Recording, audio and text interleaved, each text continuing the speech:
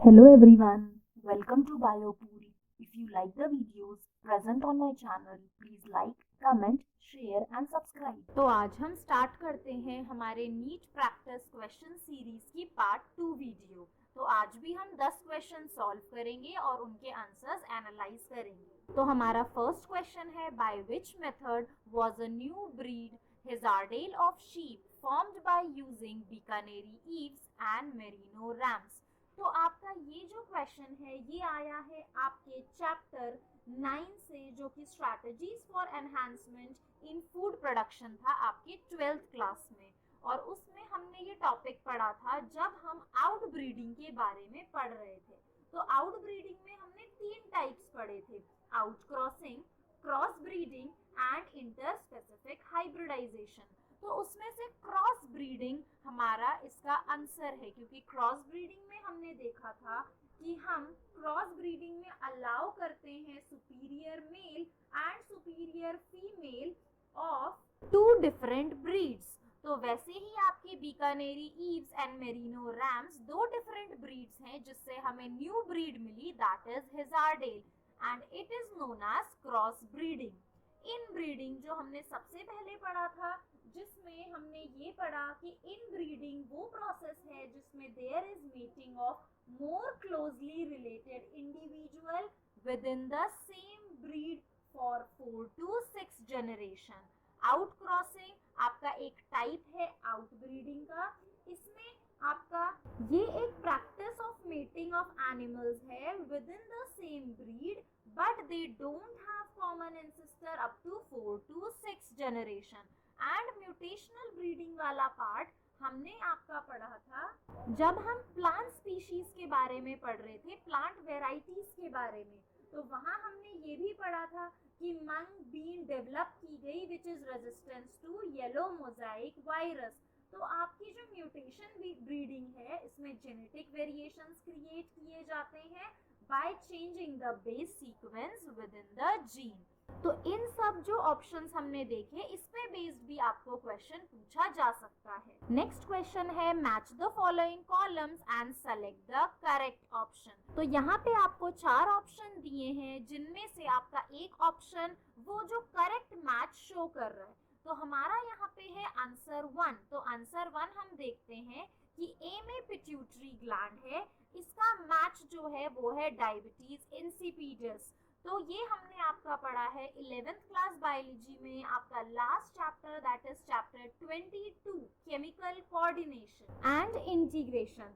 तो इस चैप्टर में हमने पढ़ा था कि जो आपका डायबिटीज इंसिपिडस है ये इसीलिए हुआ because of the lack of hormone, that is antidiuretic hormone, जिसे हम वेसोप्रेसिन भी कहते हैं। नेक्स्ट इज थायराइड ग्लैंड, इससे रिलेटेड जो हमारी डिसीज है दैट इज ग्रेव्स डिसीज। तो बी का फर्स्ट पार्ट।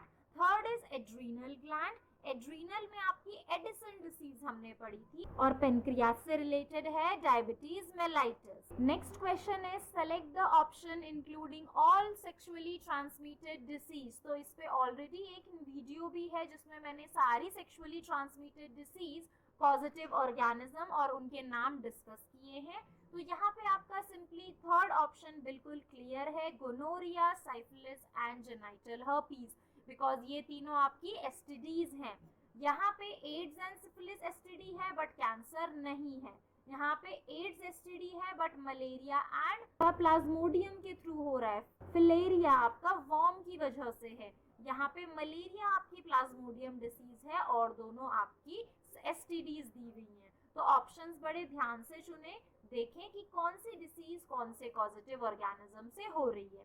नेक्स्ट है, choose the correct pair from the following. तो करेक्ट पेयर हमें चूज करना है। न्यूक्लिएजेस, अब न्यूक्लिएजेस लिखा है separate the 2 strand of DNA, nuclease तो ये काम नहीं करते हैं। आपके न्यूक्लिएजेस का फंक्शन है, these are the enzymes which are capable of cleaving the phosphodiester bond between nucleotides of nucleic acid.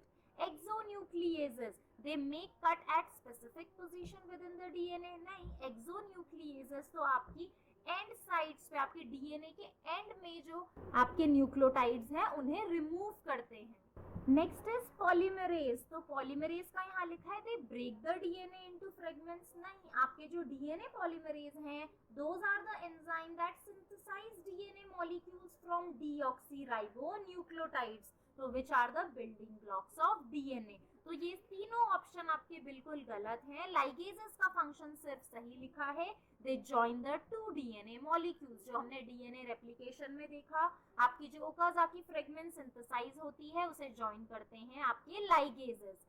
Next question is very important, ray florets have, तो यहाँ मैंने ऐड किया है ऑफ सनफ्लावर। तो ये आपका क्वेश्चन है chapter 5 morphology in flowering plant 11th class में, और ये आपका पूरा क्वेश्चन आया है मॉलिक्यूलर इनहेरिटेंस वाले चैप्टर से और बायोटेक से आपकी 12th क्लास में। तो ये क्वेश्चन आपका चैप्टर 5 से है, जहां हमने डिस्कस की थी different types of ovaries, position of floral parts on thalamus. तो हमने देखा था जब हमने इंफीरियर ओवरी डिस्कस की थी, उसमें examples guava, cucumber and the ray florets of sunflower, तो वो इंफीरियर ओवरी है आपकी। तो next question is match the organism with its use in biotechnology. तो ये आपके बायोटेक्नोलॉजी की दो चैप्टर हैं 11 एंड 12th क्लास में। तो ये क्वेश्चन वहां से है, आपको डिफरेंट ऑर्गेनिजम्स दिए गए हैं और उनका बायोटेक में कहाँ यूज होता है वो बताया गया है।